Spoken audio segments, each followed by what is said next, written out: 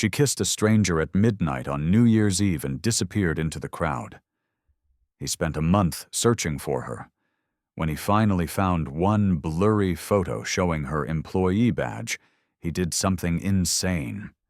He bought the entire company just to see her again. But when he walked through those factory doors, and their eyes met, she ran. Happy New Year, my beautiful Pride family. Welcome back to another enriching story. Your unwavering support means the world to me, and I'm committed to bringing you even more heartwarming stories for you all as I continue to grow and evolve every day. If you're joining us for the first time, please drop a comment letting us know where you're tuning in from. Don't forget to hit that subscribe button to officially become part of our Pride family. Now, let's get right into it. The Thames reflected 1,000 lights as Elena Ross stood alone on South Bank, her breath forming small clouds in the December air. It was 11:07 on New Year's Eve, and London pulsed with celebration around her while she remained perfectly still, watching the dark water flow beneath Westminster Bridge. 3 months, she thought, her fingers gripping the cold metal railing.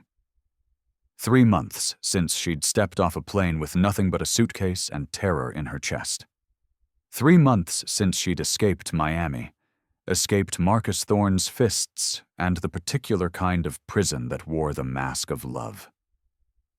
The crowd thickened as midnight approached, couples intertwined like vines, friends passing bottles of champagne, tourists filming everything with bright phone screens.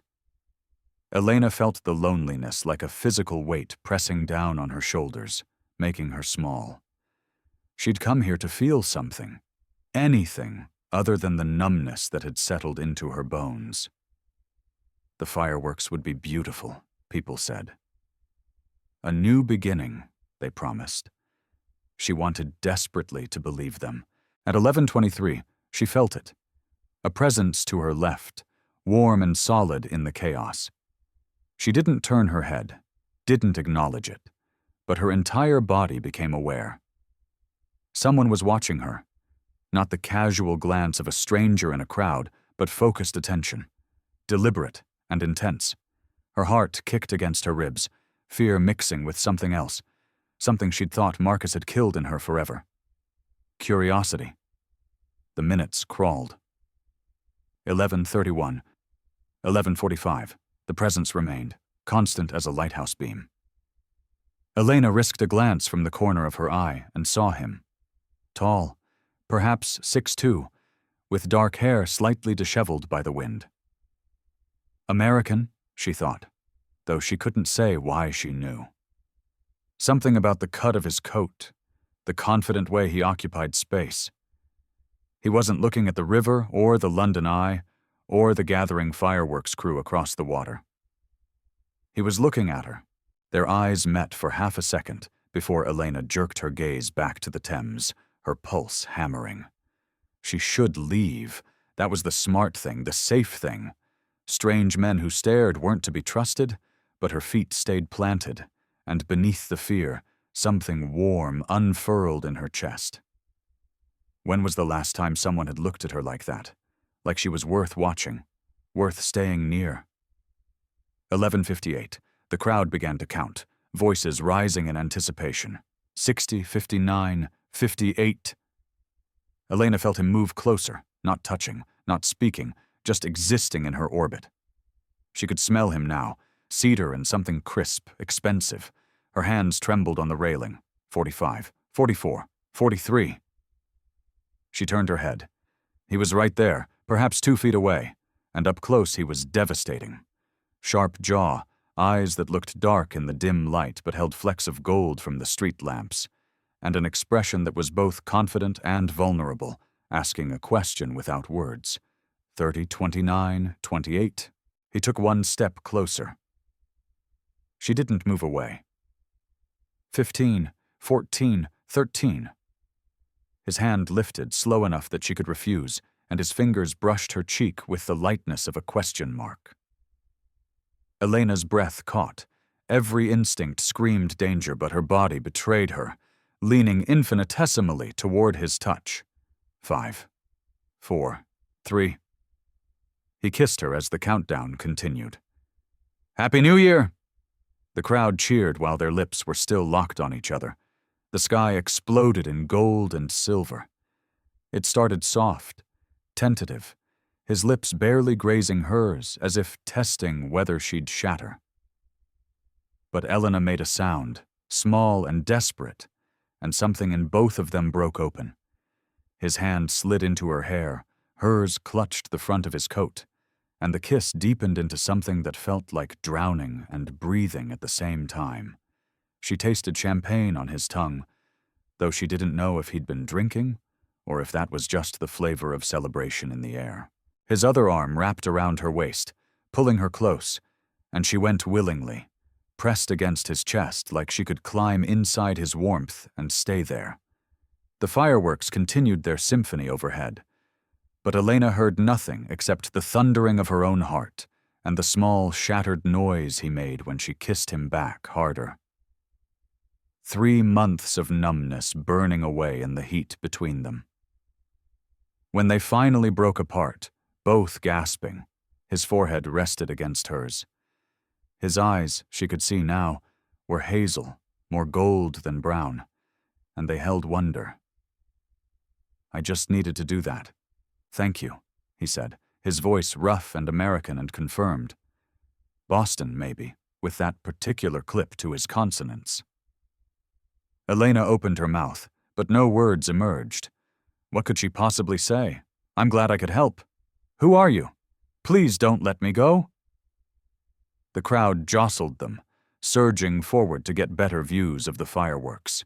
Ethan's grip on her tightened protectively, but the press of bodies was relentless. Someone bumped Elena hard from behind, and she stumbled. Ethan steadied her, his hands on her shoulders, and opened his mouth to speak. "Watch it, mate," someone yelled, and another body crashed between them.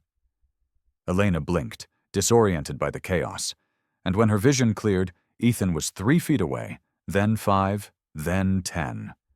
The crowd had become a living wall, pulling them apart like a riptide. "Wait!" she heard him shout, his hand reaching over the heads of strangers. She tried to push forward, but the mass of celebrating humanity had its own momentum. She caught one more glimpse of his face, desperate and searching, before he disappeared entirely into the throng of people streaming toward the bridge. Elena stood frozen as the crowd thinned, her fingers touching her lips. They were swollen, tingling, alive. She turned in a circle, scanning faces. But he was gone. Completely, impossibly gone, like a dream, like something she'd imagined. Except she could still feel the imprint of his hands on her waist, could still taste him, could still hear his voice in her head. Walking home to her cramped Bethnal Green flat at 12:47 in the morning, Elena felt tears sliding down her cheeks. Not sad tears, not exactly happy tears, either. Something else, something that felt dangerously close to hope. She whispered to the empty street, to the London night, to herself. "Who were you?" Her phone buzzed in her pocket. Her entire body went rigid, the warmth from the kiss evaporating like steam. She stared at the screen as it rang once, twice, 3 times, then went silent. No voicemail. There never was. It had been 3 months since the last call, 92 days of blessed silence, and she'd started to believe, to hope, that maybe Marcus had finally let her go. But looking at those words, blocked number, she heard his voice in her memory, the last thing he'd said before she'd gotten on the plane. "You can't hide from me forever, baby. I'll find you. I always find you." Elena deleted the missed call notification with shaking fingers and walked faster. Ethan Vance couldn't sleep. At 2:13 in the morning, he stood in his Mayfair penthouse 15 floors above London, staring out at the glittering city and seeing nothing except her face. Dark skin that had glowed in the firework light, eyes that held oceans of hurt and hope, lips that had trembled before they'd parted for him. The kiss replayed in his head on an endless loop, a sensation memory so vivid he could feel the silk of her hair between his fingers. The way she'd made that sound, desperate and surprised, like she'd forgotten her own capacity for desire. He'd watched her for an hour before midnight. That was the part that would sound insane if he said it aloud, the part that made him question his own sanity. Ethan Vance, founder and CEO of Vance Global, a man who'd built a billion-dollar empire on logic and strategy and calculated risk, had seen a stranger by the river and been unable to look away. She'd arrived at 11:04 alone, wearing a dark coat that was too thin for the weather. She'd gripped the railing like it was the only thing keeping her upright. And she'd stared at the water with an expression that Ethan recognized because he'd worn it himself in mirrors during his worst moments. Loss, loneliness, the specific devastation of surviving something that had tried to destroy you. He tried to walk away 3 times, once at 11:18 when he told himself he was being a creep, that watching a woman without her knowledge was wrong. Again at 11:31, when he'd actually made it 15 feet before his feet stopped obeying his brain and carried him back. The 3rd time was at 11:49, a last-ditch attempt at sanity, but by then it was too late. The countdown was starting, and the only thought in his head was crystalline and irrefutable. He couldn't let midnight pass without knowing what it would feel like to kiss her. The decision had bypassed every rational center of his brain and come from somewhere primal, undeniable. His body had moved on instinct, closing the distance, lifting his hand to her cheek. And when she'd leaned into his touch instead of pulling away, when she'd let him kiss her, when she'd kissed him back with a passion that matched his own, Ethan had felt something slot into place in his chest. Something he hadn't known was missing. Now she was gone, and he didn't even know her name. "You're being ridiculous," he told his reflection in the dark window. "It was one kiss, a holiday impulse. You'll forget about it in a week."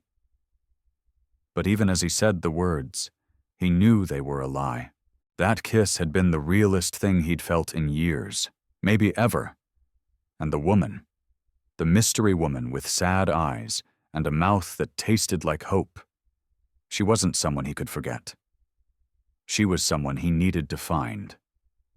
At 7:30 the next morning, Ethan called Sienna Brooks. She answered on the 2nd ring, her voice professionally crisp despite the early hour and the holiday. "Happy New Year, Ethan. What do you need?" "I need you to think I'm not completely insane for a moment," Ethan said, pacing his bedroom. He hadn't bothered to change, hadn't showered, had spent the entire night alternating between the window and his bed, chasing sleep that wouldn't come. There was a pause. "Should I be worried?" "I kissed someone last night at midnight on South Bank." "Congratulations." Sienna's tone was carefully neutral. "I'm not sure why this requires a 7:30 phone call." "Because I lost her in the crowd, and I can't stop thinking about her. I know how that sounds, Sienna. I know it sounds like a midlife crisis or temporary insanity, but I'm telling you, this was different. She was different." Another pause, longer this time. When Sienna spoke again, something had shifted in her voice, a tightness that Ethan was too distracted to analyze. "Different how?" "I can't explain it. I saw her, and it was like lightning striking, like recognition. Does that sound insane?" "A bit," Sienna admitted. "But you're not generally given to flights of fancy, so I'm inclined to take you seriously. What do you want me to do about it?" "I don't know yet, but I'm going to find her, whatever it takes." After they hung up, Sienna Brooks sat very still in her Knightsbridge apartment, her phone resting on her lap, her perfectly manicured nails digging into her palms. 7 years. She'd worked beside Ethan for 7 years, had made herself indispensable, had been patient and professional, and everything a man like him needed. She'd watched him date models and heiresses and brilliant entrepreneurs, had consoled herself with the knowledge that none of them lasted. None of them truly mattered to him. But this was different. She could hear it in his voice. This wasn't another casual fling. This was a threat. Elena woke at 9:17 on New Year's Day, with the kiss still burning on her lips, and reality settling back into her bones. She had work tomorrow, Monday the 2nd, another shift at Sterling Textiles factory, where she operated industrial looms for $9.50 an hour. She had rent due on the 5th, $73 left in her account after paying it, and a past she was trying desperately to outrun. Beautiful strangers who kissed like they were drowning didn't fit into that life. But when she closed her eyes, she felt his hands in her hair. The first week of January crawled by in a gray blur of work and cold, and the growing sense that something had shifted in Elena's chest. She couldn't stop thinking about him, couldn't stop replaying those few perfect minutes before the crowd had torn them apart. She sketched his face in her journal, trying to capture the exact shape of his jaw, the way his eyes had held both confidence and vulnerability, like he was just as surprised by the kiss as she was. "You're drawing him again," Maya said, leaning over Elena's shoulder during their lunch break in the factory's dingy break room. "That's the 5th version this week. Either you're obsessed or in love. And given you don't know his name, I'm voting obsessed." Elena slammed the journal shut, heat flooding her face. "I'm not. It's just, I can't stop thinking about it." "About him?" Maya grinned, her dark eyes sparkling with mischief. She was the first friend Elena had made in London, a force of nature who'd taken one look at the scared American girl on her first day and decided they were going to be sisters. "Tell me again, every detail. I want to live vicariously. There's nothing to tell that I haven't already said." "Then say it again." "I'm a romantic, Elle. Feed me." Elena rolled her eyes, but felt a smile tugging at her mouth. He appeared next to me. Didn't say anything at first, just stood there. I could feel him watching me, and it should have been creepy, but it wasn't. It was like he was giving me space to choose." "Choose what?" "Whether to run or stay." Elena's voice softened. "I stayed." "And then he kissed you at midnight and disappeared like Cinderella in reverse, leaving you with no glass slipper and just the memory of really excellent kissing." Maya sighed dramatically. "Do you know how rare that is? Excellent kissing? My ex kissed like a confused cod." Elena laughed, actually laughed, the sound startling in its genuineness. "Thank you for that image." "Seriously, though," Maya said, her tone shifting to something more gentle. "You know what they say about New Year's kisses, right? Whoever you kiss at midnight is tied to your fate for the year. That's just a superstition. Is it, though? Because you look more alive right now talking about a stranger than you've looked in the 3 months I've known you. Maybe fate put him in your path for a reason." That night, alone in her flat, Elena let herself imagine it. Let herself picture a world where fate was real, where the stranger came back, where she got to feel that alive again. But when her phone buzzed, the fantasy shattered like glass. She didn't answer. She never did. But she lay awake until dawn, fear sitting on her chest like a stone. Ethan spent the first 2 weeks of January doing something he'd never done before, chasing a ghost. He hired a private investigator, an ex-MI5 officer named Logan Hunt, who charged obscene rates and guaranteed results. Ethan gave him everything he had, which wasn't much.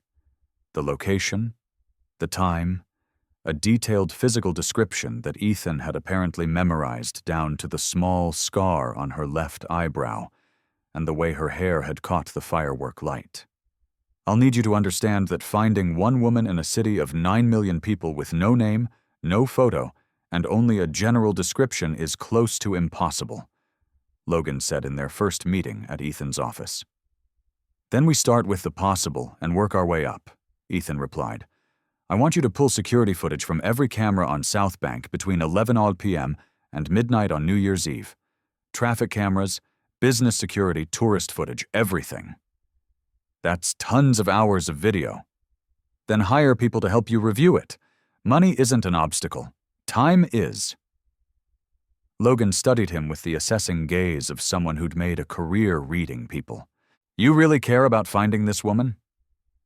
It wasn't a question, but Ethan answered anyway. "More than I've cared about anything in a long time." By January 19th, they had something. One frame, grainy and backlit by fireworks, but clear enough. There she was, her face turned toward the camera, and there, just visible on the lapel of her coat, the edge of an employee identification badge. The company name was too blurred to read, but the shape and color scheme were distinct. Logan enhanced the image, ran it through databases, cross-referenced with companies that issued that style of badge. On January 22nd, he called Ethan with results. "I've got 3 possible matches. 2 security firms and a textile factory in East London called Sterling Textiles. The badge color and design are consistent."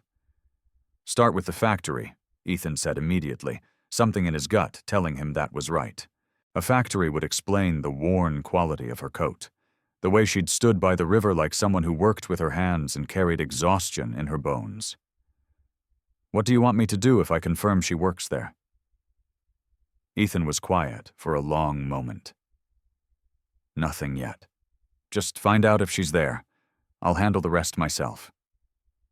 What he didn't tell Logan was that he'd already made a decision. If she worked at Sterling Textiles, he was going to buy it. The entire company. It was insane. Probably the most irrational business decision of his career. But Ethan Vance had built an empire on trusting his instincts. And every instinct he had was screaming that this woman, this stranger who'd kissed him like she was drowning, was important. She was everything. On January 24th, Logan confirmed it. An employee matching her description worked at Sterling Textiles. He couldn't get a name without raising suspicion, but she was there. Ethan made the call to his acquisition team that same day. Elena heard the rumors on February 3rd, a Tuesday that started like any other until Maya appeared at her station during the morning break, eyes wide with barely contained panic. "We're being bought," Maya said without preamble. "The whole company, some massive conglomerate out of nowhere." Elena's hands stilled on the loom. "Bought? What do you mean, bought?" "I mean sold, acquired, whatever corporate word you want to use. Management got the news this morning. There's going to be an announcement today. The new owner is coming to tour the facility." Maya's voice dropped to a whisper. "Everyone's terrified about layoffs. New owners always cut staff." The news should have worried Elena more than it did. She should have been thinking about her job, her rent, her precarious financial situation. Instead, her mind snagged on something else. Blocked number. The calls that had increased to 3 times a week. The growing certainty that Marcus was getting closer. Maybe losing her job would be a blessing. Maybe she needed to move again, disappear more thoroughly this time. At noon, the convoy arrived. 2 black SUVs and a Rolls-Royce, expensive and official, pulling into the factory's cracked parking lot like visiting dignitaries. Elena stood with the other workers in the courtyard, required attendance for the meet and greet, shivering in her thin coat. She wasn't paying attention to the cars, wasn't curious about the new owner. She was thinking about how long she could survive on her savings if she had to run again. Then the car door opened, and Ethan Vance stepped out. Time fractured. Elena's breath stopped in her lungs, her vision tunneling until all she could see was him.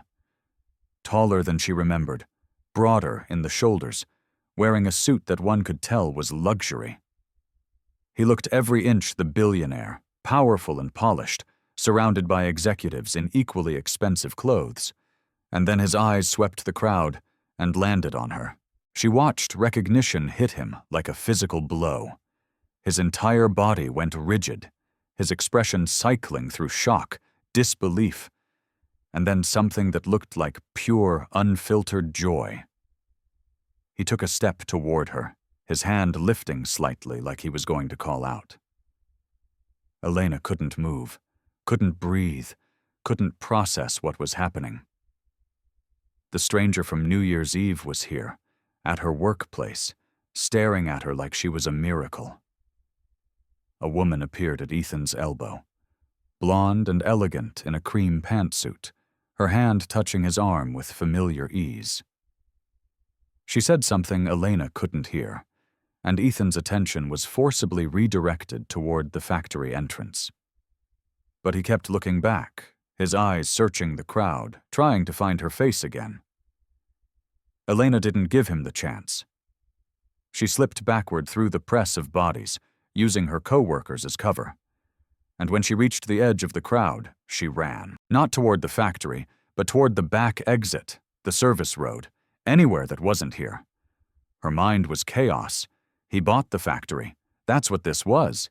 That's why he was here. But why? Why would a man like that buy a failing textile company in East London? It didn't make sense. Nothing made sense. Except he'd been looking for her? The realization hit her as she reached the service road, her breath coming in sharp gasps. He'd bought an entire company to find her. The stranger, who'd kissed her once for barely 3 minutes, had moved corporate mountains to see her again. It was romantic. It was terrifying. It was impossible. And Elena knew with the sick certainty of experience that if Marcus found out she was connected to someone like Ethan Vance, someone wealthy and high-profile and searchable, he would come for her. Not just to take her back, but to destroy everything she'd tried to build. To punish her for daring to feel something for someone else. She couldn't go back to the factory. Not today, maybe not ever. Elena called in sick for the next 3 days. A cowardly move that would probably get her fired. But she couldn't face him. Couldn't stand in front of Ethan Vance and explain that yes, she'd felt everything he'd felt during that kiss. And no, they couldn't do anything about it because she was broken and dangerous and he deserved so much better. Maya called her 17 times. Elena answered on the 18th. "You need to tell me what's happening," Maya said. No preamble, just worry sharpening her usually playful voice. "You disappear during the new owner's visit, then you're sick for 3 days, and key people are asking questions. Management wants to know if you're coming back." "I don't know," Elena whispered. She was sitting on her bathroom floor, journal open to the sketch of Ethan's face, the one she'd drawn from memory that now felt like a premonition. "What do you mean you don't know? What happened?" "He was there. The man from New Year's. He's the one who bought the company." Silence then. "I'm sorry, what?" "Ethan Vance, the new owner. He's the one who kissed me." Elena heard Maya's sharp intake of breath. That's like something out of a movie. That's fate. That's the universe literally arranging for you to meet. Why do you sound terrified? This is good news. This is amazing news." "It's not," Elena said, tears sliding down her cheeks. "Maya, you don't understand. If Marcus finds out I'm connected to someone like that, someone he can Google and see in tabloids, I can't put Ethan in danger. I can't." "So, you're going to run?" "I don't know what else to do." Maya was quiet for a long moment. When she spoke again, her voice was gentle. "Has it occurred to you that maybe Ethan Vance is exactly the kind of man who can protect you from Marcus? That maybe you don't have to run this time?" The question sat in Elena's chest like a seed, terrifying and hopeful in equal measure. Ethan was losing his mind. He'd seen her, confirmed with his own eyes that she was real, that the kiss hadn't been a fever dream, and then she'd vanished like smoke. Worse, she'd been avoiding him for 3 days, calling in sick, according to the factory manager. And Ethan knew. He knew it wasn't illness keeping her away. It was him. "You're going to wear a hole in the carpet," Sienna said from her position on his office couch. It was late, past 9:15 p.m., and she'd stayed to help him strategize, though her help had mostly consisted of telling him he was obsessing. "She's avoiding me," Ethan said, pacing between his desk and the window.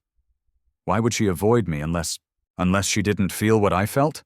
Unless it was just a kiss to her, and I've built it into something it wasn't?" "Or," Sienna said carefully, "she's scared. You bought an entire company to find her, Ethan. That's a lot. It could be overwhelming." Ethan stopped pacing. "I didn't think about that. God, I didn't think about how it would look from her perspective.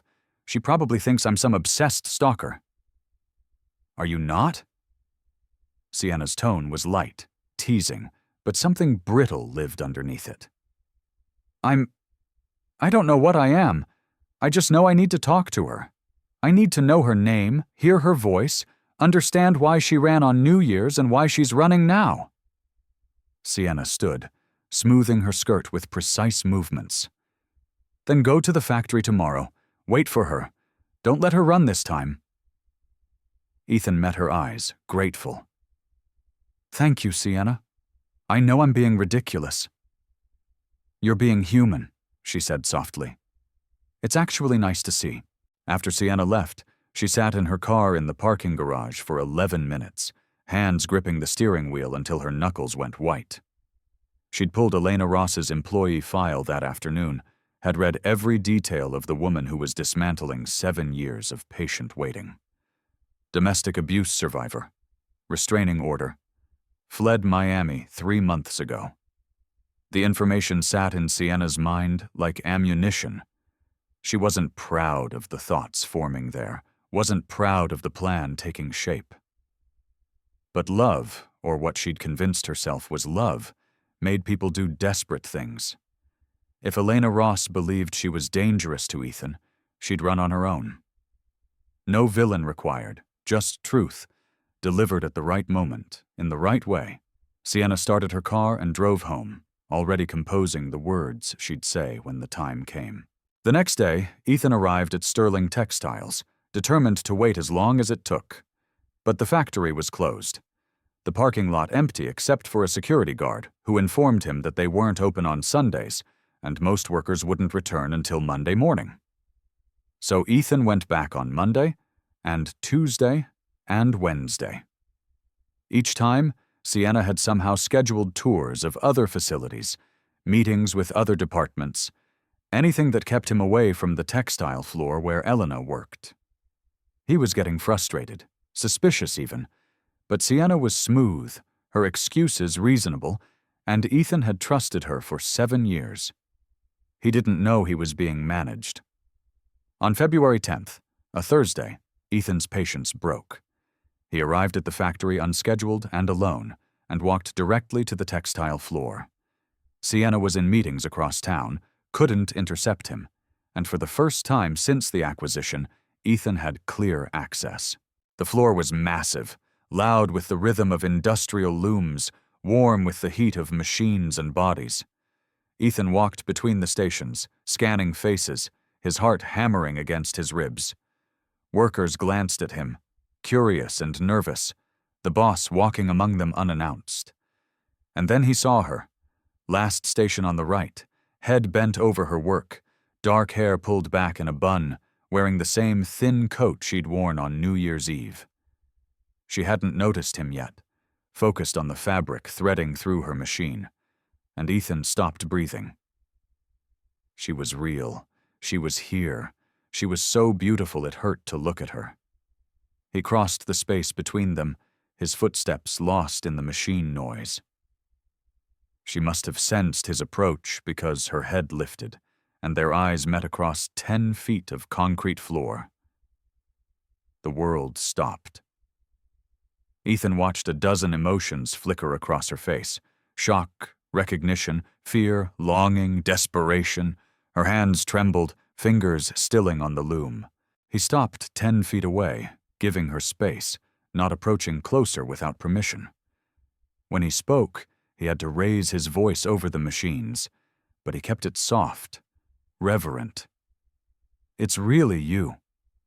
Elena's lips parted, but no sound came out. Her eyes were wide, filling with tears that she blinked back furiously. Ethan took one step closer. Just one. "I've been searching for you for a month. I thought I was losing my mind. Tell me I'm not crazy." The words hung between them, a confession and a plea. Elena's face crumpled, and she shook her head. But Ethan couldn't tell if she was denying his words or denying herself the permission to agree. You're mistaken," she whispered. But her voice cracked on the lie, barely audible over the machines. "Elena Ross!" a supervisor's voice called from across the floor. "Back to work! You're on the clock!" The spell broke. Elena jerked her attention back to her loom, her hands moving mechanically, but tears were streaming silently down her face, and Ethan felt something tear in his chest. He opened his mouth to say more, to push harder, but Sienna's voice echoed through the space. "Ethan, there you are! We have the conference call with Tokyo in 15 minutes. We need to go." She'd appeared like a ghost, perfectly timed, her hand already on his elbow, steering him away. Ethan resisted, his eyes locked on Elena. 5 more minutes. The call can't be rescheduled, Ethan. It's the Nakamura deal. 6 months of negotiation. You have to take this. Ethan looked between Sienna and Elena, duty and desire warring in his chest. Elena still wasn't looking at him, her shoulders rigid, and he realized pushing now would only scare her more. He let Sienna lead him away, but he looked back 3 times. On the third look, Elena's eyes met his, and the devastation there nearly stopped his feet. That night, Ethan sat in his office, ignoring the Tokyo call that Sienna had insisted was urgent, but turned out to be routine. He'd been played, managed, and he was starting to understand that. But his focus wasn't on Sienna's interference. It was on the tears on Elena's face. She'd felt it. Whatever had struck him on New Year's Eve, she'd felt it too. But something was making her run. Something that put that fear in her eyes. And Ethan Vance hadn't built an empire by accepting defeat. He pulled out his phone and called Logan Hunt. "I need everything you can find on Elena Ross. Employment history, background, why she came to London, everything. And Logan, I need it as soon as possible." 2 days later, Ethan sat in his penthouse reading the report Logan had delivered and felt rage building in his chest like a living thing. Marcus Thorne. Restraining order. Police reports documenting bruises, broken ribs, a pattern of escalating violence. Elena had fled across an ocean to escape a man who tried to destroy her. And now she was terrified that being near Ethan would paint a target on both of them. She wasn't running from Ethan. She was trying to protect him. The realization shifted everything. This wasn't about convincing her to feel something. The feeling was already there. This was about convincing her that she didn't have to face her nightmare alone. Ethan picked up his phone, found the factory's main number, and asked for personnel records. He got Elena's listed number, took a breath, and dialed. It rang 4 times. He was about to hang up when her voicemail picked up, her voice soft and careful. "This is Elena. Leave a message." The beep sounded, and Ethan spoke from his heart. "Elena, this is Ethan. Ethan Vance. I didn't understand why you were running, but I need you to know the kiss wasn't a game. I saw you before midnight, watched you for an hour, felt pulled to you in a way I've never experienced. If you want me to disappear, I will. But if there's any chance you felt what I felt, Please just give me 5 minutes to talk. Just 5 minutes. That's all I'm asking." He hung up and waited. 3 hours later, his phone buzzed with a text from an unknown number. Tomorrow. One word, no time, no location. But Ethan felt his heart kick like he'd won the lottery. The next day, Ethan arrived at a cafe in Notting Hill. Elena had texted the location that morning. Just an address, no other details. The cafe was small, quiet, tucked away on a residential street where tourists didn't venture. Ethan chose a table in the back, ordered coffee he didn't drink, and watched the door. She arrived a few minutes later, and Ethan's breath caught in his throat. She wore jeans and a sweater, her hair down around her shoulders, no coat despite the February cold. She looked scared and brave in equal measure, and Ethan had never seen anything more beautiful. He stood as she approached, a gesture of respect, and waited until she sat before reclaiming his own chair. She ordered tea from the hovering server, her hands wrapped around the menu like a shield. For a long moment, neither of them spoke. Ethan waited, letting her set the pace, watching her gather courage. Finally, she looked up at him, and her eyes were dark and deep and full of ghosts. "I don't know what you want from me," she said quietly. Ethan leaned forward, elbows on the table, hands clasped. He didn't reach for her, though he wanted to. "I want to know your name.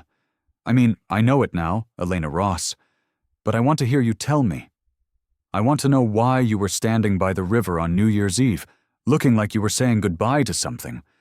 I want to understand why you ran from me at the factory. I just want to know you." Elena's tea arrived. She wrapped her hands around the cup, but didn't drink. "Why? I'm just someone you kissed once." "You're not," Ethan said, and his voice was raw with honesty. "Elena, I tried to walk away 3 times that night, but I kept finding myself drawn back to you. My body moved on instinct when midnight came. I've replayed that kiss every single day since. Your lips, the way you trembled, how you looked at me like I was both your biggest fear and your last hope." He watched her eyes fill with tears and continued, desperate to make her understand.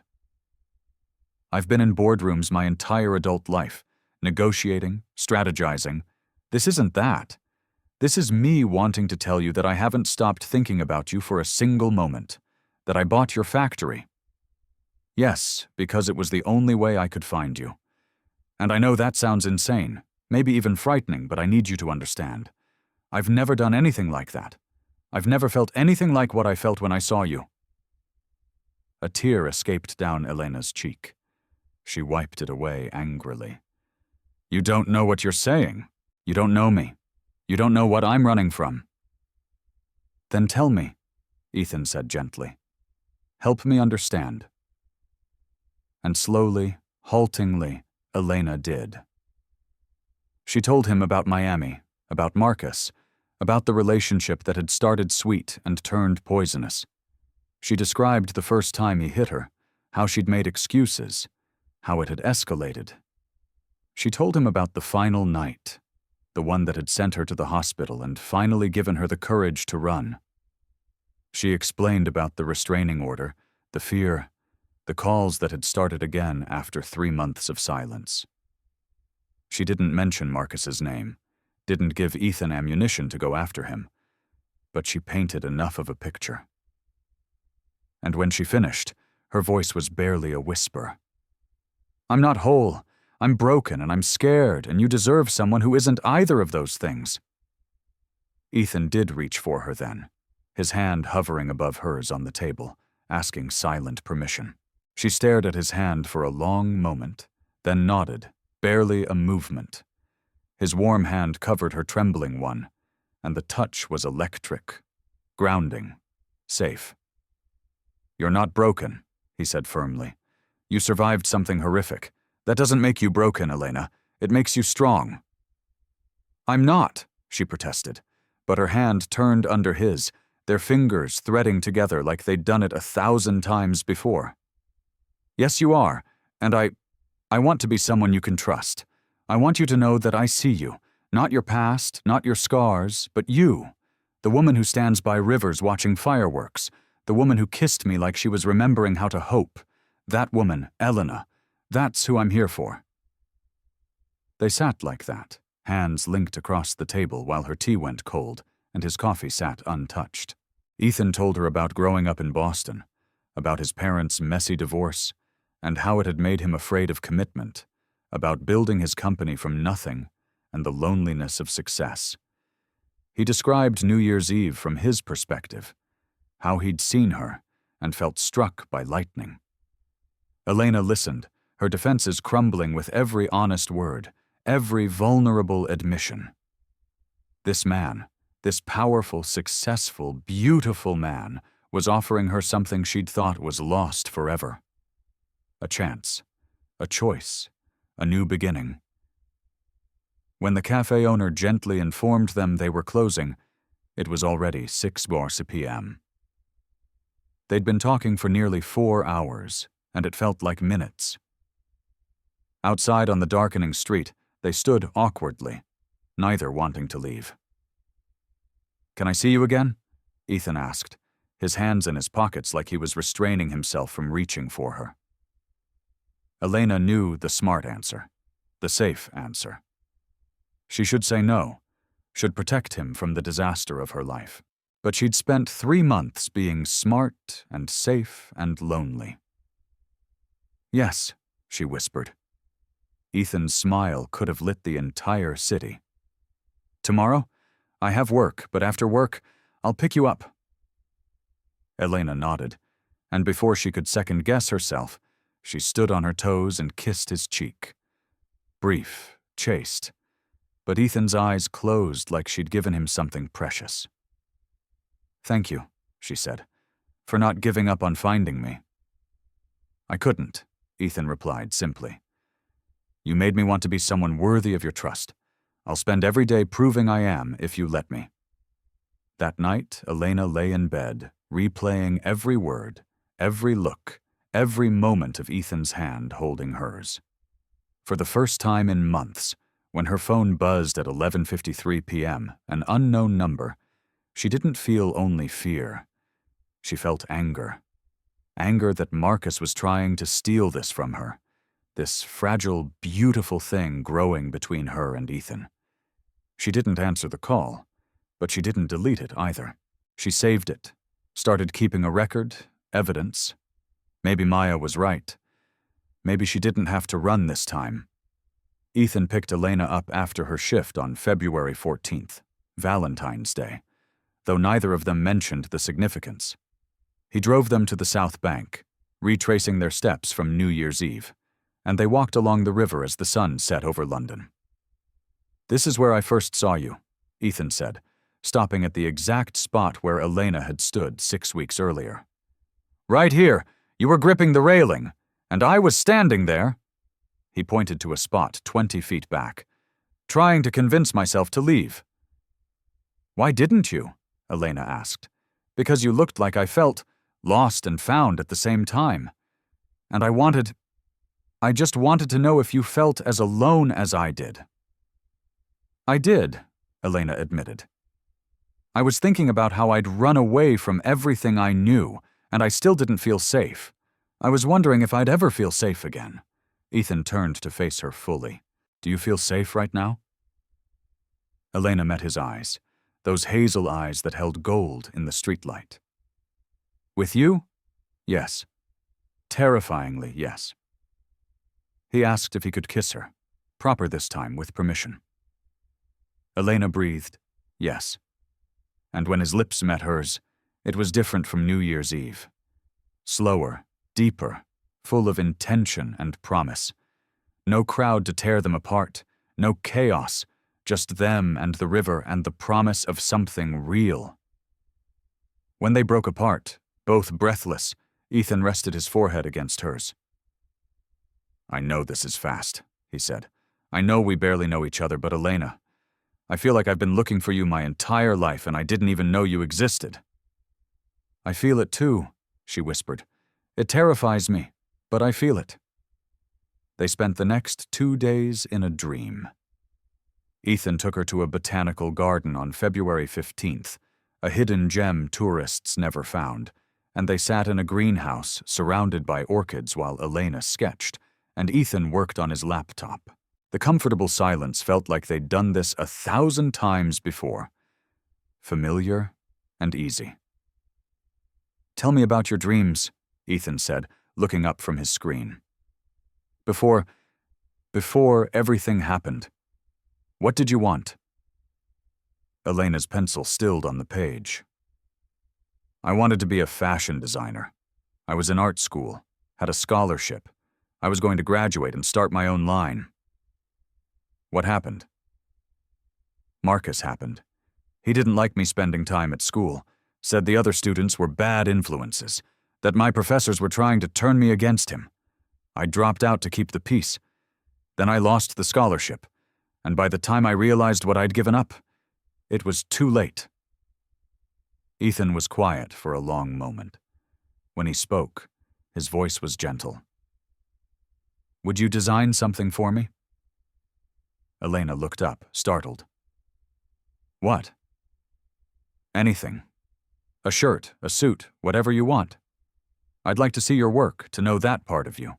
The request was so genuine, so respectful of her abandoned talent, that Elena's eyes filled with tears. "You're serious?" "Completely. I'll pay you, obviously, commission rates." "I don't want your money, Ethan."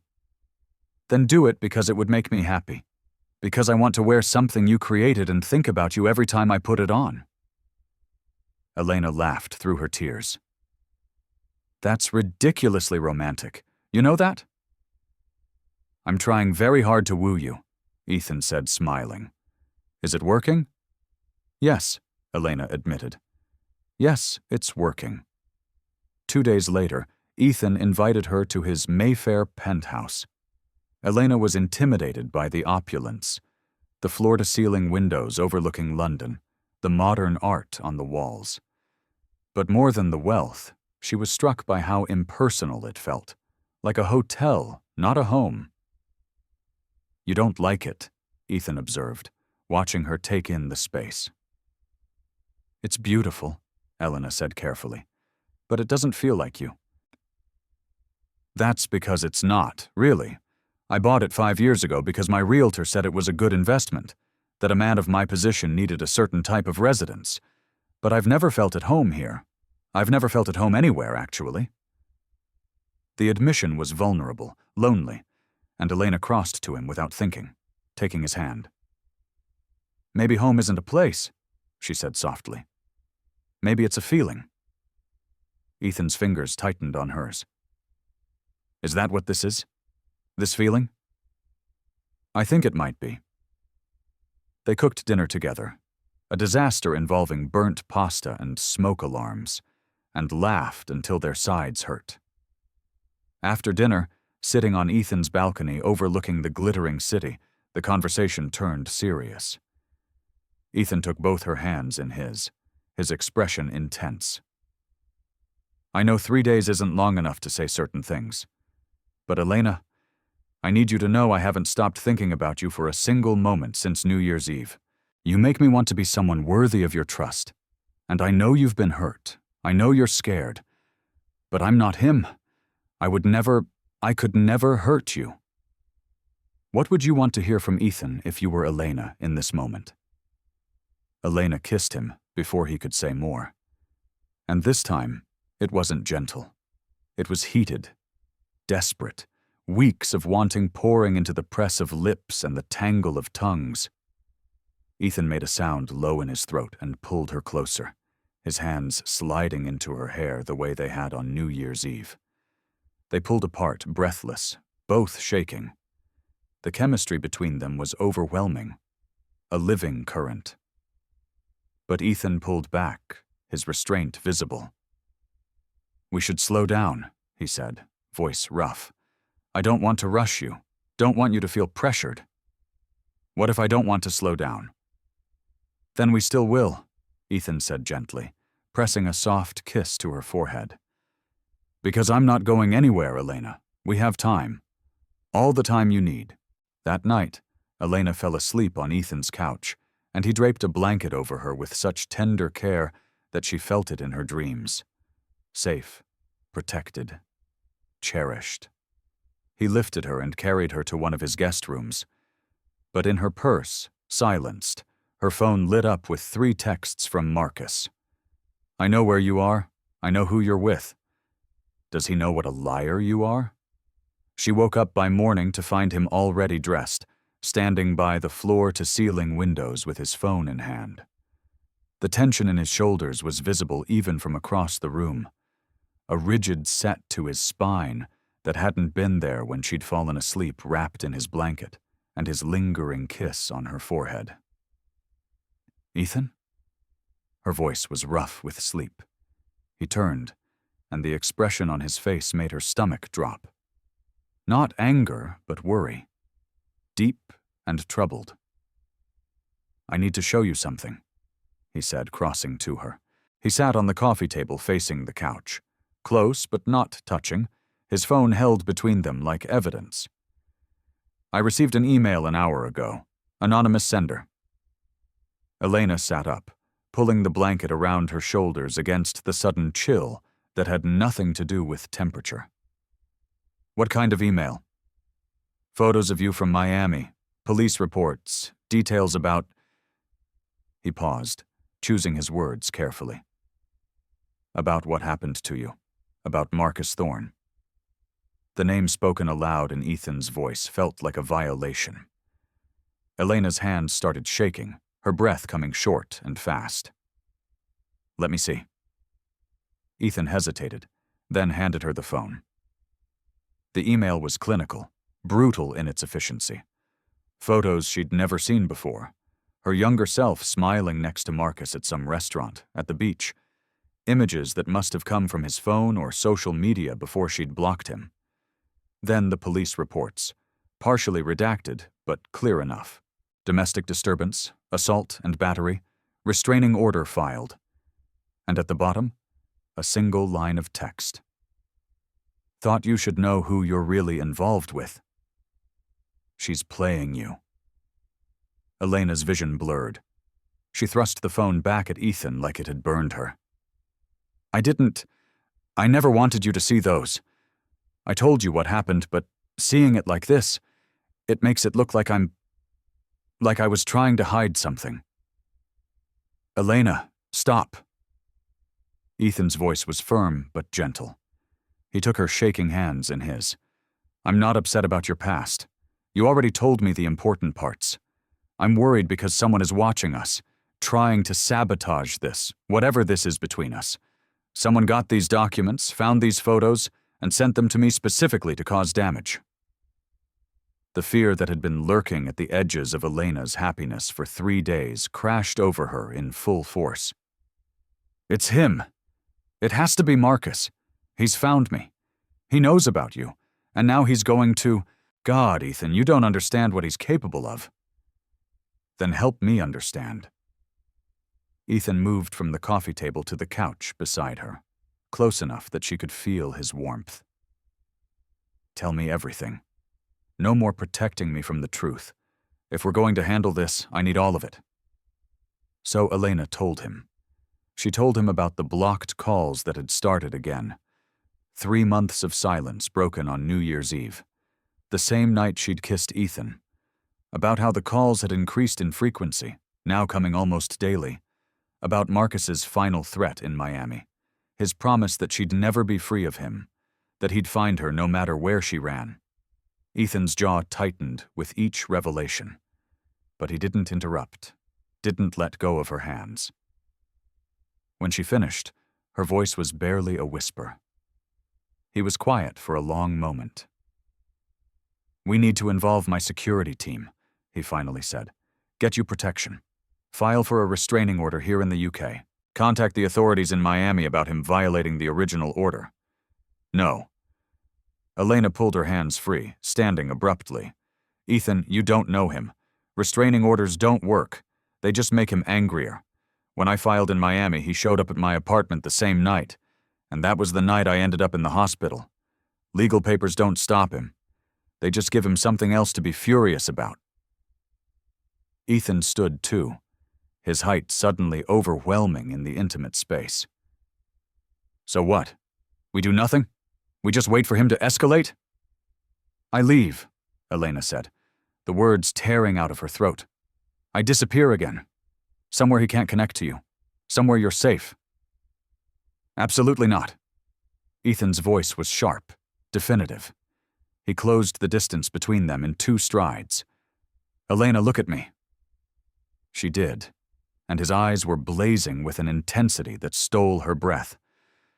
I'm not letting you run again. Not from him, and not from me. We face this together. You don't understand what you're saying, Elena protested, but her voice wavered. This isn't your fight. You shouldn't have to deal with my mess. It became my fight the moment I kissed you on New Year's Eve, Ethan said. The moment I decided you were worth buying an entire company to find. You think I'm going to just let you walk away now because some abusive bastard is trying to intimidate you? Intimidate us? That's not happening. Elena felt tears streaming down her face. He'll hurt you. If he thinks you matter to me, he'll come after you just to punish me. Ethan's expression softened. He reached up slowly, telegraphing his movement, and cupped her face in his hands. Then let him try. Elena, I have resources he doesn't. Security, lawyers, connections. You've been fighting this alone, but you don't have to anymore. Please, trust me. Stay here, where I can keep you safe. Let me help. The temptation to say yes, to lean into his strength and stop running, was almost overwhelming. But Elena had learned the hard way that depending on someone else's protection was dangerous. What if your security isn't enough? She whispered. Then we'll make it enough, Ethan said simply. Together. The word hung between them, a promise and a plea. Elena closed her eyes, feeling his thumbs brush away her tears with infinite gentleness. Okay, she breathed. Okay, I'll stay. Ethan pulled her into his arms, and she went willingly, burying her face in his chest. She felt his lips press against the top of her head, felt his arms tighten around her like he could shield her from the world through sheer force of will. You'll be fine, he murmured. I promise I will protect you. At 9:33 that morning, Ethan made calls. A private security firm, a lawyer specializing in international law, a contact at the Metropolitan Police. Elena sat curled in an armchair, watching him work with quiet efficiency, and felt something unfamiliar settle in her chest. Hope that someone was finally fighting for her instead of against her. During the evening, Elena's phone rang. Maya's name flashed on the screen, and Elena answered on the second ring. Maya? Thank God. Elle, I need to tell you something, and I need you not to panic. Maya's voice was tight with worry. Elena's blood went cold. What happened? A man came to the factory today. American, probably late 30s, charming. But with these eyes, Elle, they were cold. Dead. He was asking questions about you. Said he was an old friend trying to surprise you. What did you tell him? Elena's voice came out strangled. Ethan, who'd been on his own phone across the room, immediately ended his call and crossed to her. Nothing, Maya said firmly. I told him I didn't know anyone by that name. But Elle, he left a message. He said, and I'm quoting exactly, "Tell Elena that Marcus says hello." The phone slipped from Elena's fingers. Ethan caught it before it hit the floor. Maya, this is Ethan Vance. What did this man look like? Elena heard Maya's surprised intake of breath, then her voice describing Marcus with perfect accuracy. 6 feet tall, athletic build, sandy blonde hair, a charming smile that didn't reach his eyes. Ethan's expression grew darker with each detail. If he comes back, you call the police immediately, Ethan said, and you call this number. He rattled off a string of digits. That's my head of security. He'll have someone there in minutes. After he hung up, Ethan pulled Elena into his lap in the armchair, holding her as she shook. "He's in London," she whispered. "He's here. He's actively looking for me." "And he won't find you," Ethan said firmly. "You're staying here. I'm arranging 24-hour security, and we're filing that restraining order today. Whether you think it will work or not, we create a paper trail, documentation. If he comes near you, he'll be arrested." What would you do if you were in Elena's position? Would you trust Ethan's protection? Or would the fear make you want to run? That evening, Ethan's security team arrived. 3 professionals who did a full sweep of the penthouse, installed additional locks, and set up a security protocol. Elena felt like she was living in a thriller film, surreal and terrifying. But Ethan stayed close, his presence a constant anchor. Wrapped in Ethan's arms on the couch with BBC News playing mutely on the television, Elena finally spoke the fear she'd been holding. "What if being with me destroys everything you've built? Your reputation, your company, your life?" Ethan tilted her chin up so she had to meet his eyes. "Then I'll build something new. Elena, nothing I've accomplished means anything if I'm alone in it. You make me want to be someone worthy of your trust. I'll spend every day proving I am if you let me." She kissed him, pouring 3 days of gratitude and terror and desperate hope into the press of her lips. Ethan responded with matching intensity, his hands sliding into her hair, angling her head for deeper access. The kiss went from tender to heated in seconds, weeks of building chemistry igniting between them. When they finally broke apart, both breathing hard, Ethan rested his forehead against hers. "Stay with me tonight. Actually stay. I'll take the guest room. You can have my bed. I need to know you're close." Elena nodded, not trusting her voice. That night, lying in Ethan's bed, surrounded by his scent, she felt safe for the first time in years. But across London, Sienna Brooks sat in her pristine apartment, staring at her phone. The email she'd sent hadn't worked, hadn't driven them apart. If anything, from the security team requests coming through Ethan's office, it had driven them closer together. She needed a new strategy. That night, Ethan's phone rang with an urgent call from his CFO. A deal in Manchester, 6 months of negotiation with a manufacturing consortium, was falling apart. The partners were threatening to walk, and they would only meet with Ethan personally. "I need to go," Ethan told Elena over breakfast, frustration evident in every line of his body. "But I don't want to leave you alone, not with Marcus in London." "I'll be fine," Elena assured him, though her stomach twisted with anxiety. "You have security here, all the locks. I'll stay inside, won't open the door for anyone." "I'll be back by tonight," Ethan promised. "Keep your phone on. If anything feels wrong, anything at all, you call me immediately." He kissed her goodbye at the door, a long, thorough kiss that felt like a promise. "I'm serious, Elena. Anything strange, you call." "I will," she said. "Go save your deal." An hour after Ethan left, the penthouse door opened. Elena's heart seized before she heard the familiar voice. "Ethan, I've got those contracts you wanted to review." Sienna Brooks stepped into the living room, immaculate in a navy dress, her eyes landing on Elena with surprise that looked almost genuine. "Oh, I didn't realize you'd still be here." Elena stood from the couch, suddenly aware of how she must look in Ethan's shirt and her leggings from yesterday. "Ethan's in Manchester. He didn't mention you were coming by." "Emergency contracts," Sienna said smoothly, holding up a leather portfolio. "I have an access code for work purposes. I'll just leave these and go." But she didn't move toward leaving. She set the portfolio on the entry table and turned to face Elena fully, her expression shifting into something Elena couldn't quite read. "Actually, since we're both here, maybe we should talk." "About what?" Elena asked wearily. About Ethan, about you, about the reality of this situation. Sienna's voice was calm, professional, but something cold lived underneath.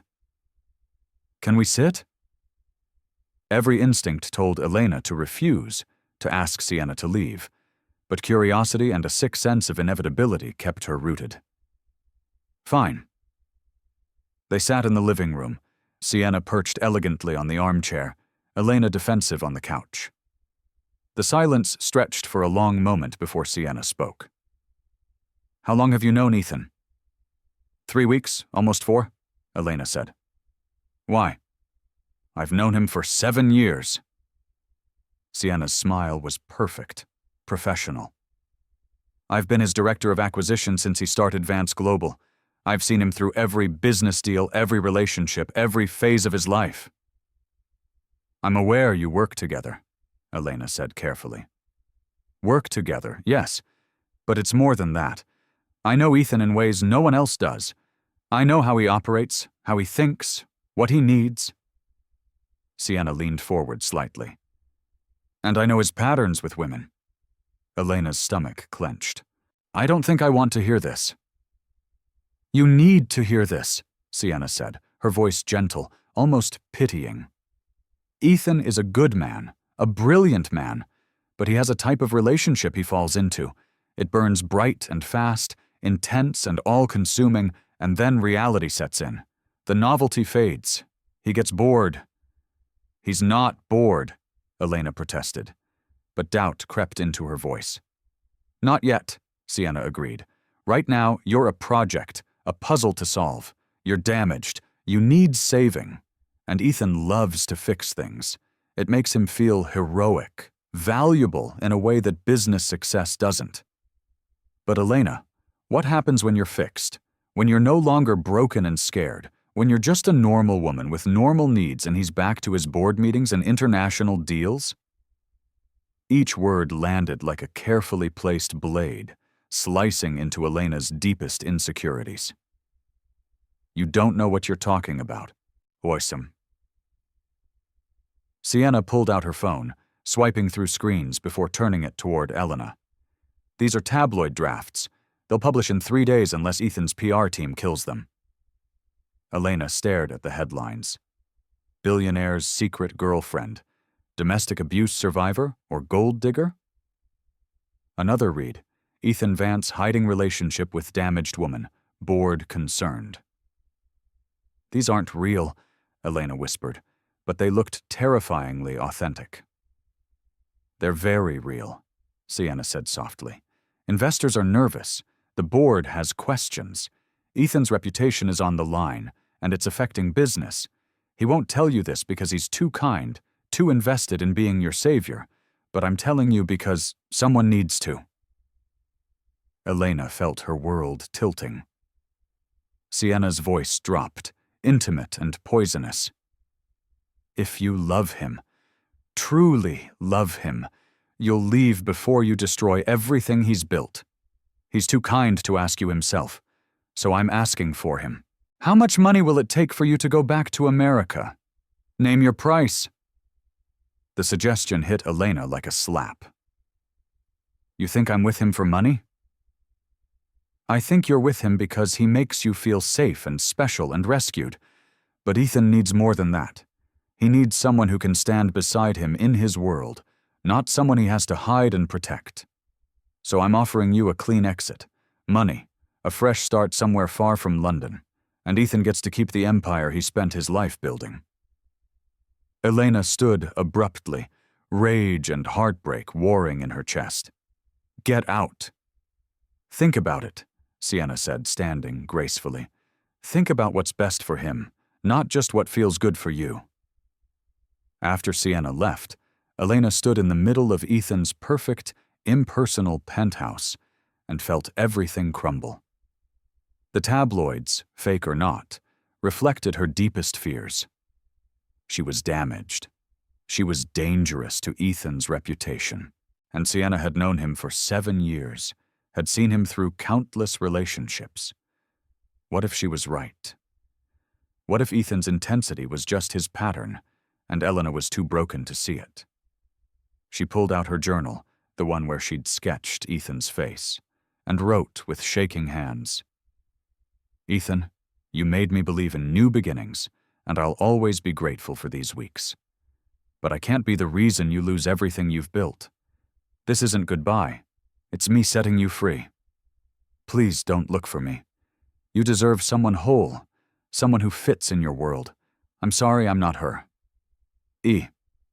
She left the note on his coffee table, grabbed her coat and bag, and walked out of the penthouse. She checked into a grim hotel in Camden, paid cash for 3 nights, and turned off her phone. Hours later, Sienna returned to the penthouse using her access code. She found Elena's note, read it once, and felt a flicker of genuine guilt. But it passed quickly.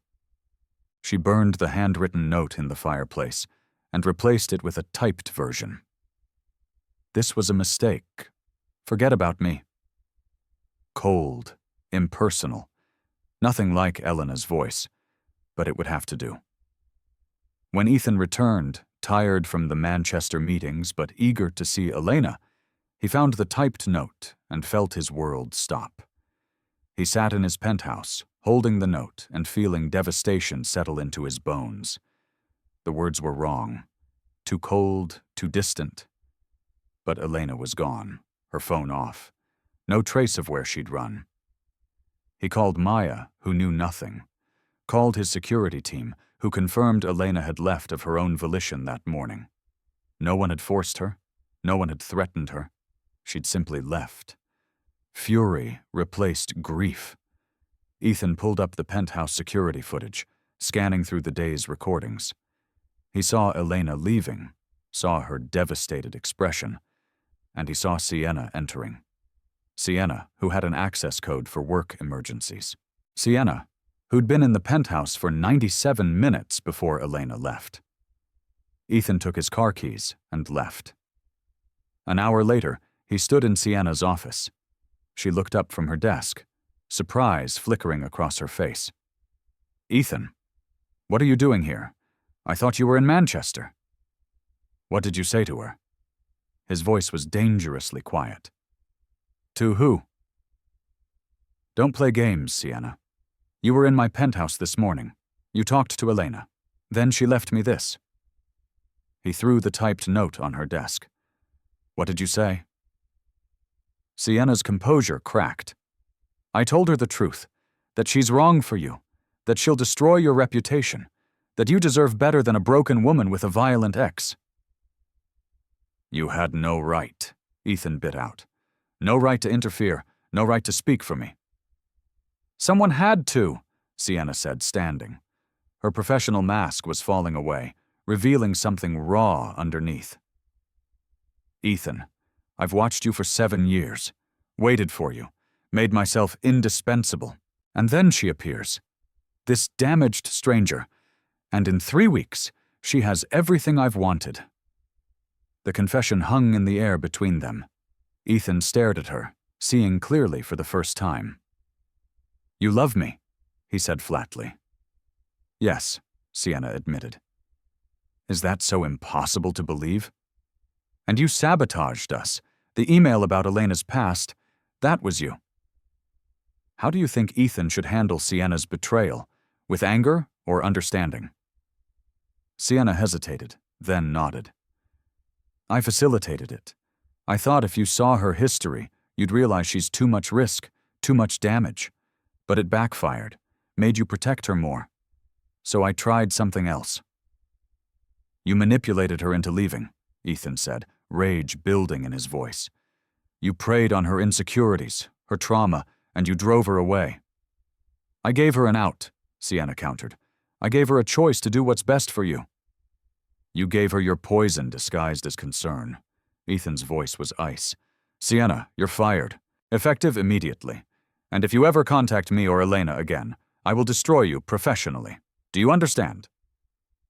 Sienna's face went white. "Ethan, please, I was trying to help." "Get out of my building." He left before she could respond, but the victory felt hollow. Sienna was dealt with, but Elena was still gone, still believing the lies. Sienna sat alone in her office, humiliation burning through her veins. 7 years, destroyed in one conversation. And for what? Ethan was going to find Elena. He was going to fix this, and Sienna would have nothing, unless Elena stayed gone. Sienna pulled out her phone and sent a text to a number she'd acquired through less than legal means. Marcus Thorne's number. She's at the Camden Plaza Hotel, room 214. Thought you should know. Spiteful, petty, and final. But Sienna hit send anyway. At 10:30 p.m. in her grim Camden hotel room, Elena sat on the stained bedspread and felt hollowed out. She'd done the right thing, she told herself. Protected Ethan, set him free. But it hurt like dying. A knock on her door startled her. She assumed housekeeping and opened it without checking. Marcus Thorne stood in the hallway, and his smile was the charming one, the mask he wore before the monster came out. "Hello, baby," he said. "Miss me?" Elena tried to slam the door, but Marcus's foot was already in the jam. "Oh no, baby, don't be rude. I just want to talk, that's all. I've changed, Elle. Been in therapy working on myself. I came all this way to apologize properly." "I don't want your apology," Elena said, fear making her voice shake. "Leave or I'll call the police." "And tell them what? That your ex-boyfriend knocked on your door? I haven't threatened you, haven't touched you. I'm just here to talk." His eyes, cold despite the warm smile, flicked down the hallway. "But if you'd rather talk somewhere public, somewhere safe, I'm happy to meet you in the lobby." Elena calculated her options. Marcus in her room was dangerous. Marcus in a public lobby with witnesses was marginally safer. "Fine, lobby, 10 minutes. She grabbed her phone, turned it on for the first time in hours, and watched it explode with notifications. 17 missed calls from Ethan, 34 texts, voicemails. She ignored them all and went downstairs. Marcus was waiting in the shabby lobby, sitting in a worn armchair like he owned the place. Elena sat across from him as far as the furniture arrangement allowed. "You look good," Marcus said. "London looks good on you." "Say what you came to say," Elena replied. "Then leave." "I'm sorry." The words sounded rehearsed. "For everything I did in Miami. The anger, the violence. It was wrong. I was wrong. I've been working with a therapist, understanding my triggers, learning better coping mechanisms." "Good for you," Elena said flatly. "I'm glad you're getting help. But that doesn't change anything between us. There is no us. There's a restraining order and an ocean, and that's how it's staying." Marcus's smile tightened fractionally. "I saw you've moved on. Ethan Vance, impressive. How does a factory worker meet a billionaire?" The question was barbed, designed to hurt. "That's none of your business." "I'm just curious," Marcus said, pulling out his phone. "Wondering if he knows about us, about your past." He swiped through photos, then turned the screen toward her. "Look at this. Ethan and this blonde woman. Sienna something. They go way back. Years of photos together. Galas, business trips. Awful cozy for just colleagues." Elena's stomach clenched. The photos were real. Ethan and Sienna at various events, her hand on his arm, his smile warm. Years of history captured in images. "He's using you," Marcus said softly, poisonously. "Men like that. They don't end up with women like you, Elena. You're entertainment, a distraction. But women like her," he pointed at Sienna in the photos. "That's who they marry. That's who fits." "You don't know what you're talking about," Elena said, but doubt poisoned her voice. Sienna's words from that morning echoed in her head.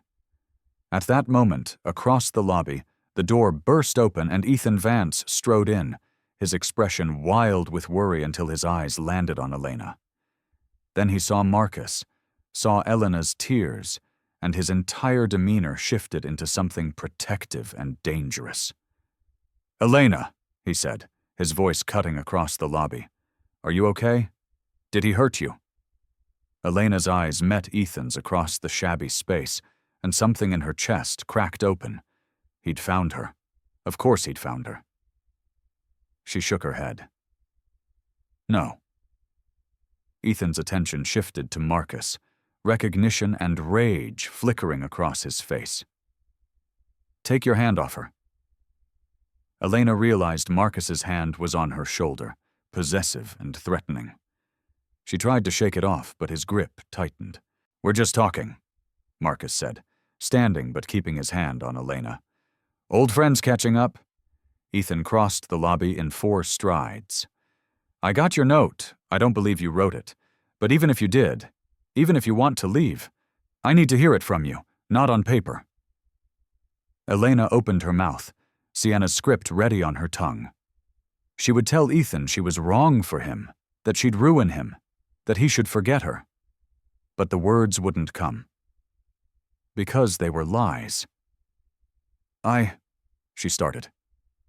Marcus's hand clamped down harder on her shoulder, bruising. "She's fine.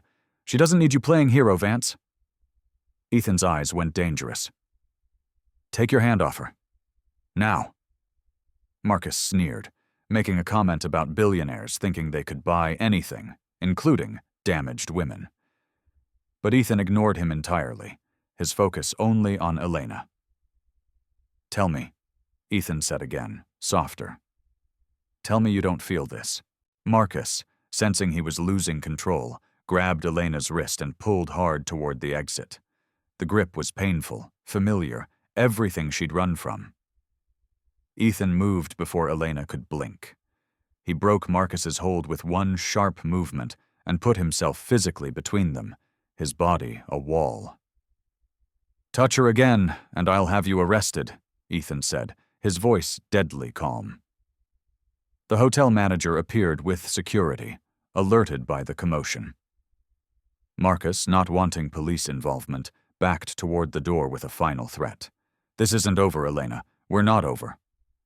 Then he was gone. And Elena was shaking so hard her legs wouldn't hold her. Ethan didn't touch her immediately. He just stood close, giving her space to breathe, to choose. "I'm sorry," Elena whispered. "Sienna told me I'd ruin your life, that you'd get bored, that I'm just broken and you're trying to fix me. And I believed her. I believed I was protecting you by leaving." Ethan's expression transformed from worry to fury to tenderness in the space of heartbeats. "Do I look bored? Elena, I'm terrified. I've never felt like this. You didn't break my life. You're the first thing that's made it make sense." Elena collapsed into him, sobbing against his chest. Ethan's arms came around her like bands of steel, holding her together while she fell apart. "I fired Sienna," he murmured against her hair. "She admitted everything, the manipulation, the lies. I don't want someone whole, Elena. I want you, healing, scared, brave, beautiful you, and I want to be there for every version of it." They stood like that in the shabby hotel lobby, holding each other like lifelines until Elena's sobs subsided into hiccups and exhaustion. Outside in her car, Sienna watched through the glass doors as Ethan held Elena like she was his entire world. She'd orchestrated all of it, the email, the confrontation, even tipping off Marcus, and it had all failed spectacularly. Elena had won without even trying. Sienna started her car and drove away, her 7-year dream dying quietly in the London night. Ethan took Elena back to his penthouse. She was shaking, exhausted, but she didn't protest when his hand found hers in the car or when his security team did another sweep of the building before allowing them inside. The adrenaline was wearing off, leaving her hollowed out and fragile. "Sit," Ethan said gently, guiding her to the couch. "I'm going to make tea, and then we're going to talk. Really talk. No more secrets, no more half-truths, everything." Elena nodded, wrapping herself in the blanket that still smelled like her from 2 nights ago, when she'd fallen asleep feeling safe. Ethan moved in the kitchen with quiet efficiency, and she watched him. This man who'd bought a company to find her, who'd fired his closest colleague for hurting her, who'd walked into a hotel lobby ready to fight for her. He returned with 2 mugs, set them on the coffee table, and sat beside her. Not touching, but close enough that she could feel his warmth. "How did you find me?" Elena asked. "Maya. She called my office this afternoon, worried sick. Said you texted her the hotel name yesterday when you were scared. I was in the car before she finished the sentence." Ethan's jaw tightened. "When I got back from Manchester and found that note, I knew something was wrong. It didn't sound like you. Then I saw the security footage, saw Sienna had been here." "What did she tell you?" Elena told him. When she mentioned Sienna's confession, Ethan's expression darkened. "That she loves me? Has for 7 years? That she sent the email about your past? That she manipulated you this morning, preyed on your insecurities to make you leave?" He shook his head, his hand finding Elena's, threading their fingers together. "She was wrong about everything. You're not something I need saving from, Elena. You're the best thing that's happened to me." Elena felt tears sliding down her cheeks again. "She showed me fake tabloids. Said your board was concerned, that investors were nervous. She made it sound like I was destroying your reputation just by existing." "My reputation isn't worth a damn if it means losing you," Ethan said fiercely. "And for the record, there are no tabloids, no board concerns. Sienna fabricated all of it." "Marcus showed me photos," Elena continued, the words tumbling out, "of you and Sienna together over the years, at galas, business trips. He said men like you don't end up with women like me, that I'm just entertainment and she's the type you'd actually marry." Ethan made a frustrated sound and shifted closer, cupping her face in both hands. "Listen to me very carefully. Sienna was my colleague, nothing more. Those photos were work events, professional obligations. I never saw her as anything but a business associate. And as for what type of woman I'd marry..." His voice softened, his thumbs brushing away her tears. "Maybe I don't know all the facts of your life yet, all the little details and stories. But I know how it feels when you smile, like you've forgotten how, and your face is remembering. I know you bite your lip when you're nervous and you hum when you sketch. I know you've been hurt badly, and you still chose to trust me anyway." He paused, his eyes searching hers with an intensity that stole her breath. "I know when I'm with you, I'm the version of myself I actually want to be. That's not nothing, Elena, that's everything." Elena closed her eyes, fresh tears escaping. "How do you always know exactly what to say?" "To be honest, I don't even know. It just flows," Ethan said simply. "Every word." She opened her eyes and found him looking at her like she hung the moon. "I'm sorry I ran. I'm sorry I believed her instead of trusting you. You don't protect me by leaving, Elena. You protect us by staying." Ethan's voice was rough with emotion. "Promise me, no more running. Whatever comes, we face it together." "I promise," Elena whispered. Ethan kissed her then, soft and deep and full of promise. When they broke apart, he rested his forehead against hers. "There's something else I need to tell you. About how I found you. About the factory." Elena pulled back slightly, studying his face. "What about it?" Ethan took a breath like he was bracing for impact. "The acquisition wasn't random. I bought Sterling Textiles specifically because you worked there. I hired investigators after New Year's Eve. Had them pull security footage from South Bank. We found one frame, grainy but clear enough, and you were wearing an employee badge. We enhanced it, traced it to your factory. So I bought the entire company just for one chance to find you again." Elena stared at him, processing. "You bought a whole company? For me?" "Yes." "That's insane. Things we do for love," Ethan said, a small smile tugging at his mouth. "But I was desperate. I tried everything else, And I couldn't stop thinking about you. Couldn't let you just disappear. So I did something insane because the alternative was never seeing you again. And that was unacceptable. Elena should have been scared by the intensity, the obsessive edge to his confession. Instead, she felt something warm unfurl in her chest. Ethan Vance, are you telling me you went full corporate stalker for a woman you kissed once?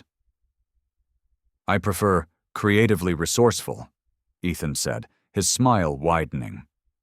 But yes, completely unhinged stalker behavior. Are you horrified? I should be, Elena admitted. But mostly I'm overwhelmed. No one's ever... Marcus made me feel like I wasn't worth the effort, like I should be grateful he tolerated me at all. And you bought a company.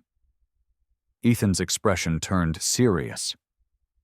You are worth every effort, every resource, every insane gesture, and I will spend however long it takes proving that to you. Elena kissed him harder this time. Weeks of fear and doubt and desperate longing pouring into the press of her lips. Ethan responded immediately, his hands sliding into her hair, angling her head for deeper access. The kiss went from tender to heated in seconds, the chemistry that had been building between them since New Year's Eve igniting like a wildfire. When they finally broke apart, Elena's hands were fisted in Ethan's shirt, and his pupils were blown wide with desire. Stay with me tonight, Ethan said, his voice rough. Not the guest room this time, stay with me. Yes, Elena breathed. Ethan stood, pulling her up with him. What followed was slow and reverent and healing in ways Elena hadn't known she needed. Ethan touched her like she was precious, asked permission with every new caress, made sure she felt safe and cherished and wanted. When she finally fell asleep, wrapped in his arms, she felt something she hadn't felt in years. Whole. The next morning, Ethan's lawyer called. Ethan took the call on speakerphone while Elena curled against his side in bed, his arms secure around her shoulders. Mr. Vance, I have news regarding Marcus Thorne. UK Border Force arrested him at Heathrow this morning, attempting to board a flight to Amsterdam. Our expedited international restraining order was flagged in their system. He's being held pending deportation to Miami, where he'll face charges for violating the original restraining order. Elena's entire body went rigid. He's arrested? He can't come back? He's banned from entering the UK for a minimum of 10 years, the lawyer confirmed. And the Miami charges carry potential jail time. Miss Ross, you're safe. He can't reach you anymore. After the call ended, Elena sat in stunned silence. 3 months of fear, of looking over her shoulder, of blocked calls and threats. And it was over. Just like that. It's really over, she whispered. Ethan pulled her closer. It's over. You're safe. Elena turned in his arms and kissed him, gratitude and relief, and something deeper pouring between them. Thank you for protecting me, for believing me, for not giving up. I told you, Ethan murmured against her lips. I'm not going anywhere. The following weeks passed in a blur of healing and discovery. Elena moved into Ethan's penthouse officially. She returned to the factory, but Ethan had already begun implementing changes. Better wages, safer conditions, respect for the workers who'd been overlooked for years. Maya teased her mercilessly about dating the boss, but her eyes held approval. On March 15th, Ethan surprised Elena with a studio space in Shoreditch, light-filled and perfect, equipped with everything she'd need to design again. I can't accept this, Elena protested, overwhelmed by the gleaming sewing machines, the bolts of fabric, the sketching table positioned by the window. You can and you will, Ethan said firmly. You have talent, Elena. Talent that got buried under trauma and survival. But you're safe now. And it's time to let yourself dream again. Elena designed her first collection that spring. 10 pieces that felt like resurrection, like taking back parts of herself she'd thought were lost forever. Ethan wore the suit she made him, charcoal gray with subtle detailing, to every important meeting. He told anyone who asked that his girlfriend was a brilliant designer, and the pride in his voice made Elena fall a little more in love with him each time. By summer, Elena had her first client outside of Ethan, a small boutique in Notting Hill that wanted 3 exclusive pieces. By autumn, she had 5 clients and a waiting list. "I'm so proud of you," Ethan told her in October, watching her work in the studio with complete focus, humming the way she always did when she was creating. "I couldn't have done this without you," Elena said, looking up from her sketching. "You could have," Ethan corrected gently. "You would have found your way eventually. I just got to be there to see it happen." On December 20th, Ethan asked Elena what she wanted to do for New Year's Eve. "Go back to South Bank," she said immediately. "Stand where we met. Start the year the way we started this. Together." Ethan's smile was tender and knowing. "I think that can be arranged." December 31st arrived, cold and clear, London preparing for another New Year celebration. Ethan and Elena arrived at South Bank, bundled in coats, hands intertwined. The crowd was already thick, couples and friends and tourists all waiting for midnight. They found the exact spot where they'd met, where Elena had gripped the railing and Ethan had watched her for an hour before finding the courage to approach. "Do you remember last year?" Ethan asked, wrapping his arms around her from behind, his chin resting on her shoulder. "I was standing right over there trying to convince myself to leave." "I remember," Elena said softly. "I saw you too, you know. I felt you watching me an hour before midnight.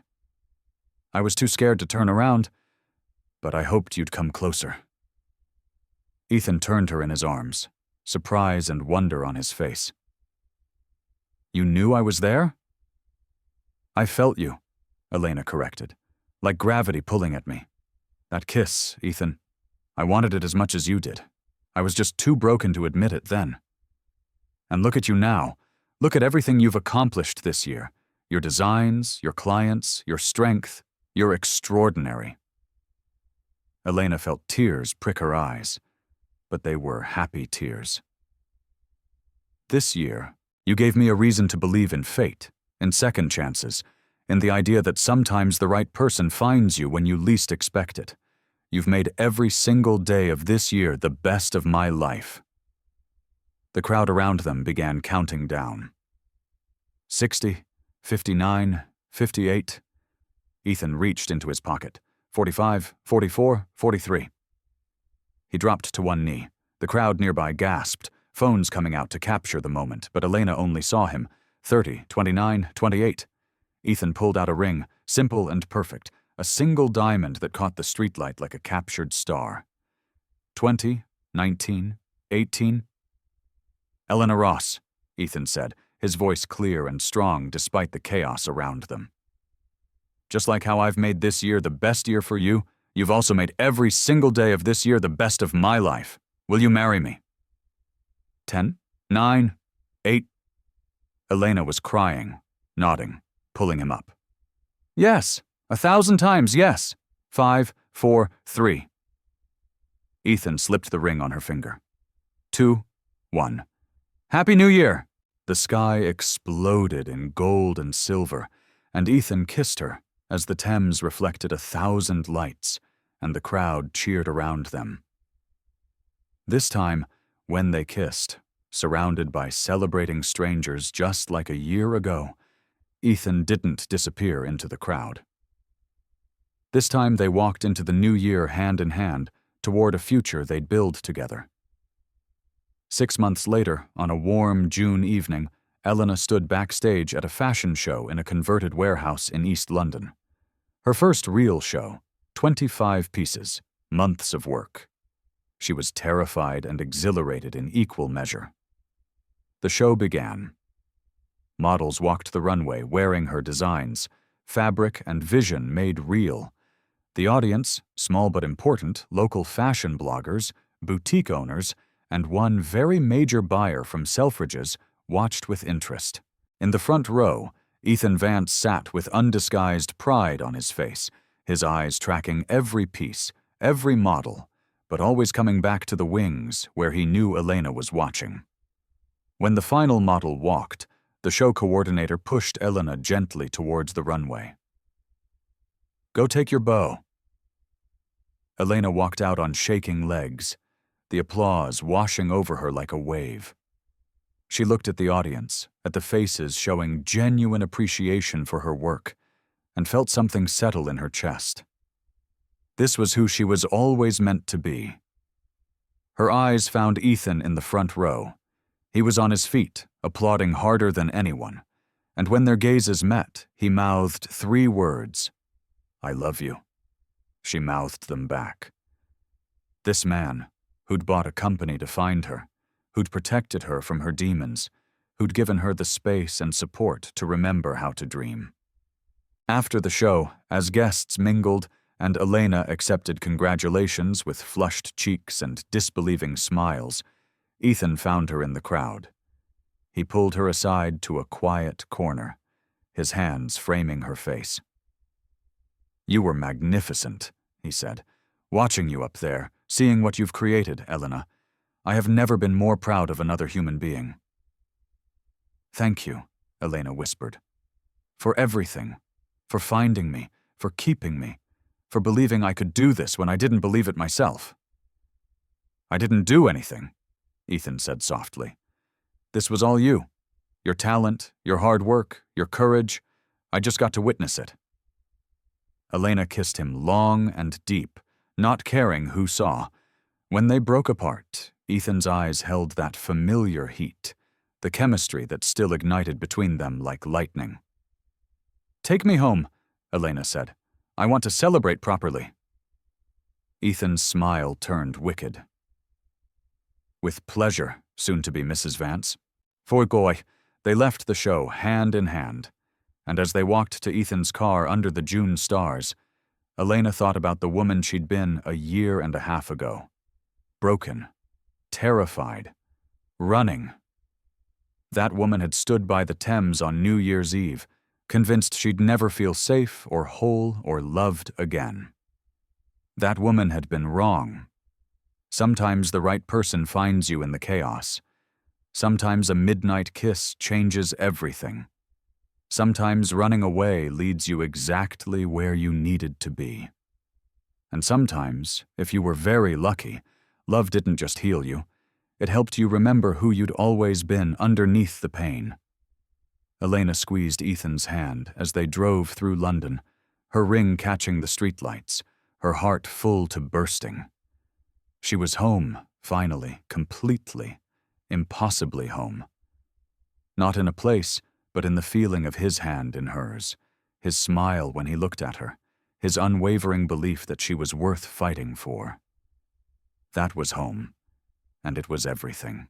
3 months later, on a crisp September afternoon, Elena Ross became Elena Vance in a small ceremony in the same botanical garden where they'd spent their second date.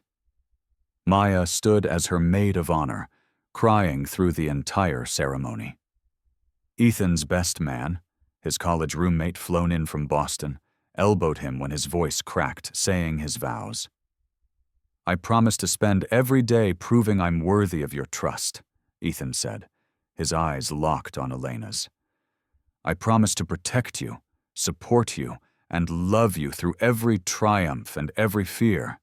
I promise that when you forget how strong you are, I'll remind you. And I promise that no matter what comes, we face it together. Always together." Elena's vows were simpler, but no less powerful. "You taught me that broken things can heal, that running sometimes leads you home, that love doesn't have to hurt to be real. You gave me back myself, and I promise to spend our life together showing you every day what a gift that was. I love you, Ethan Vance. Thank you for not giving up on finding me." When the officiant pronounced them married, Ethan kissed her like they were alone on South Bank at midnight, like she was the answer to every question he'd never known to ask. The reception was small, intimate, filled with people who genuinely loved them. No press, no spectacle, just celebration. As they danced their first dance to a song Elena had hummed while sketching, and Ethan had remembered, tracked down, and surprised her with, he whispered against her ear, "Happy, Mrs. Vance?" "Impossibly, overwhelmingly, completely happy," Elena whispered back. And she was. The girl who'd fled Miami, broken and terrified, had found her way to London, to a midnight kiss, to a man who'd moved mountains to find her again. She'd found her way home, and it was everything. The end. Moral lesson. True love is not about finding someone who fixes you. It is about finding someone who creates a space safe enough for you to fix yourself. Ethan didn't just rescue Elena. He provided the sanctuary and the belief she needed to reclaim her own strength and talent. The deepest moral of this story is that your past does not define your worth, but your courage to heal defines your future. We often think that being broken makes us unlovable, but it is often our scars that draw the right person to us, not to pity us, but to recognize the warrior within. Furthermore, this story teaches us that integrity is the loudest voice in a room full of lies. Sienna's manipulation and Marcus's intimidation failed because the truth of Elena and Ethan's connection was rooted in genuine vulnerability and honesty.